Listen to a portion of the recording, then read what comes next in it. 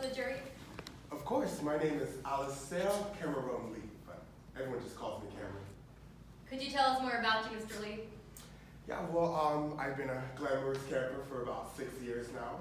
You know, it all started when I was younger. My therapist told me that a great way for me to calm my mind was to immerse myself in nature. So I got into camping. I didn't last more than 3 minutes because nature is just so natural. But the moment I discovered glamorous camping, my life changed forever. And where do you like to go glamorous camping? Well, Calkins Campground, of course, is the best place to go. Were you at Calkins Campground on the weekend of July 14th? Yes, I was. I actually got there the day before to set everything up, but I was there on the 14th. Did you check in with the campground owner? Yes, I did. I don't normally check in when I go hiking. I just walk straight on the trails, but that day I was running out of campsite, so I had to check it. Let's talk more about that day. What campsite did you rent out? I rented out campsite number 8. Armani always had this thing, he said, you know, you get your fix with 6 and 7 is heaven, 8 is great, so I wanted the best one. Did you see anyone near campsite 8? I did see someone at campsite number 7, right next to me. They were just sitting in their car the entire time. Did you ever see this person leave their car? No, they were just sitting in the car. I have no idea what they were doing. Did you ever see this person set up a tent? No, I did not. And Mr. Lee, you just said that if you aren't renting out a campsite, then you don't have to check in with the campground owner. Did you ever see this person check in with the campground owner? No, I didn't. I just looked over at campsite 7 and they were just sitting in their car the entire time. And if this person wasn't renting out a campsite, would they have to check in with the campground owner? No, they would not. I never did. Now, Mr. Lee, let's talk about the rest of your day. How did that go for you? Well, it went well. I was at the picnic area at around 2:30. I was enjoying a kale salad. I've gotten into veganism lately, except for eggs, dairy, and Tuesdays. Those are my personal days for tacos. And yeah, I was just enjoying my lunch. Did you get the chance to meet the defendant and her daughter? Yes, I did when I was eating my lunch. Did you ever see them again? I did. At around 4:30, I was at this pond called the Muskie Pond, and they actually have these imported fish there that like give you a pedicure for free. I mean, talk about luxury. My feet have never felt so soft. And did you see Miss Ryder and her daughter during this time? Yes, I did. They were walking down the Lacrone Loop. From where I was sitting, I could see people walking across the bridge that led to the trail. So you saw both Miss Ryder and Parker walk across this bridge? Yes, I did. And what time did you see Miss Ryder and Parker cross this bridge? Well, it was around 6:30. Now, Mr. Lee, I know you weren't in court today, but if someone else testified that Parker was dead at 6, could that have been her crossing the bridge? I mean, if she was dead, then it couldn't have been. But I'm pretty sure I saw her, so she wasn't dead. And Mr. Lee, after you saw Miss Ryder and Parker go back to camp, did you ever see either of them again? Well, I didn't see them again, no. But when I came back from my trip from Aruba, which was amazing, by the way, I got this voicemail that Miss Ryder was being accused of killing her daughter. Let's talk about that police investigation. Earlier you said that you could see a camper at campsite 7. Did the police ever ask who that was? No, they didn't. When they asked me to answer any questions, they just was asking about Miss Ryder. Did they ever ask for the make of the car? No, they did not. The color of the car? No, they didn't. So based on the information that you gave the police, could they know who this camper was? No, they didn't ask me about the camper at all. And Mr. Lee, let's talk about you. Were you ever treated as a suspect in today's case? Oh my goodness, I hope not. I was just there for a little vacation. Did they ever ask you to come back to the police station? Yes, I believe they asked me to come back to do an official identification of Miss Ryder. And did you get to do that official identification? No. When I went in there, they told me to do an official identification, and they just whisked me out of the room and said I didn't need to do it anymore. Did they ask you about someone named Corbin Dallas? No, they didn't. Have you ever heard the name Corbin Dallas before today? No, that's the first time I heard that name. Did they ask you about any other potential suspects? The only person that they asked me about was Miss Ryder. Objection, accuser. Response, Ryder. I believe the statement that opposing counsel is referring to is if the police asked Mr. Lee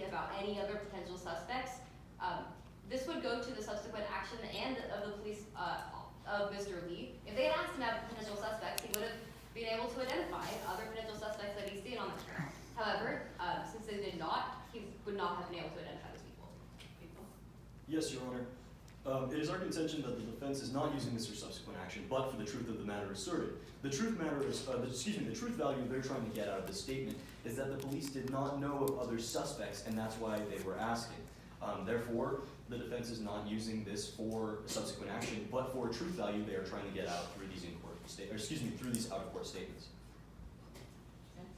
It's already come out in court today that the police did not ask Mr. Lee about any other potential suspects. For him to say that they did not ask him about a certain potential suspect, Corbin Dallas.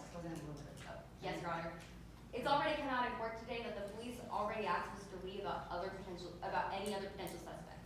They didn't ask him about anyone other than Ms. Ryder. For him to say that they didn't ask him about Mr. Corbin Dallas would already be an in-court statement. All right, the objection is overruled. This does not go to the truth of the matter asserted. Yes, Your Honor. Thank you. Go ahead. Mr. Lee, did the police ever ask you about a slew of potential suspects? No, they just asked me about Miss Ryder.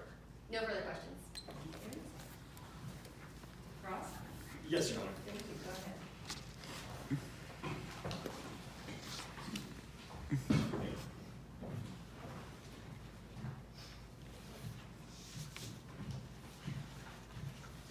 Mr. Lee, I'd like to talk to you about something you said on your direct.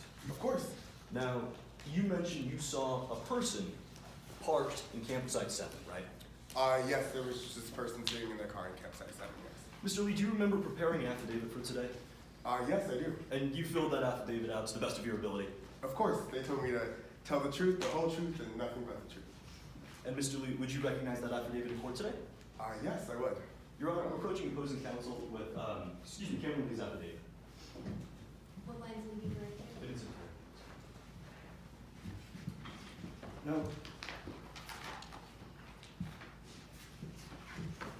Thank you. Yes. Mr. Lee, can you confirm that that's your affidavit? It's got your name on the front, Yes, my name is on the front. your signature on the back. Yes, that is my signature. And Mr. Lee, will you turn to page 2 for me, please? Yes, I'm there. Excuse me? I'm there. Oh, right on, Mr. Lee.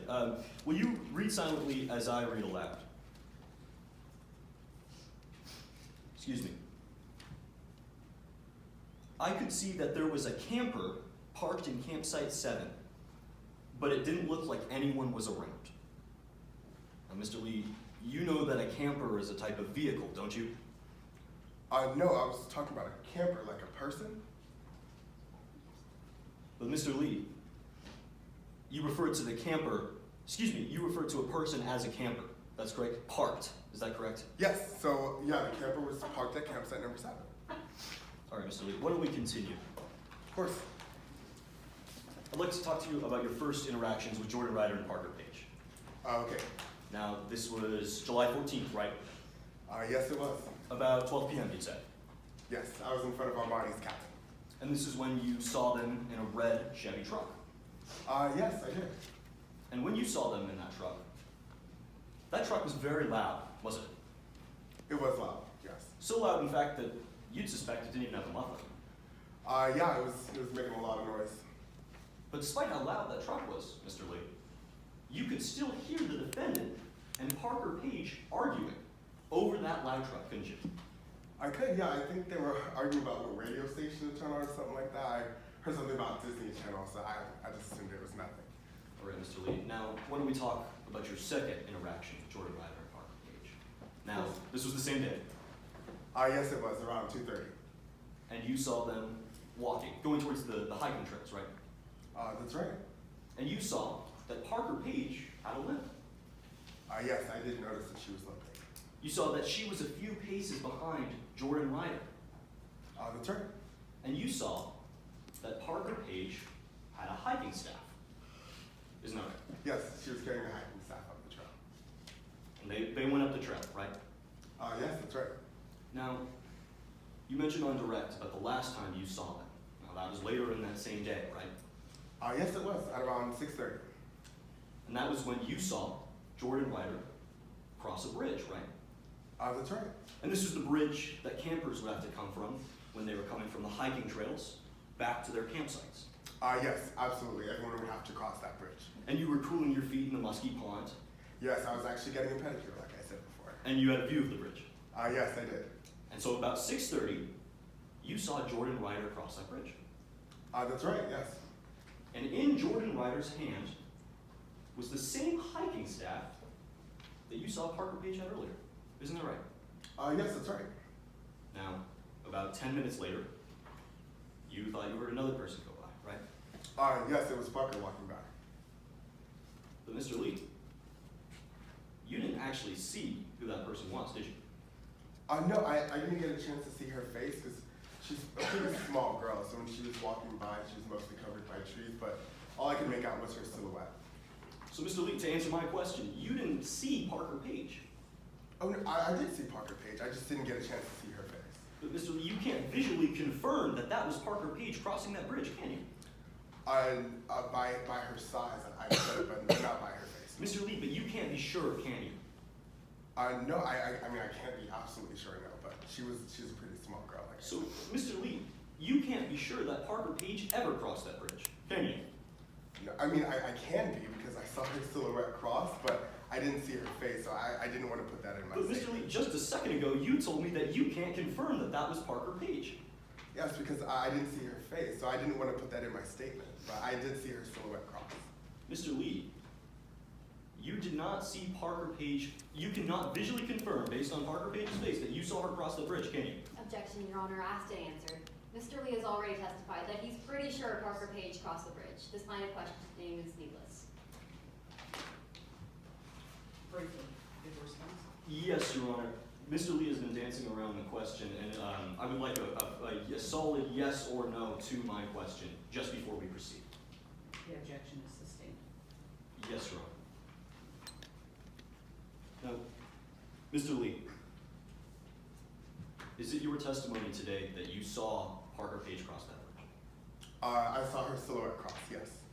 Not her silhouette, herself. Yes, I saw her cross the bridge. Objection, Your Honor, asked and answered. Yeah, counsel, I've already ruled on that, but move on. Yes, Your Honor. So, Mr. Lee, at no point, excuse me, Mr. Lee, the only person whose face you saw cross that bridge was Jordan Ryder, right? Based on face, yes. Thank you, Mr. Lee.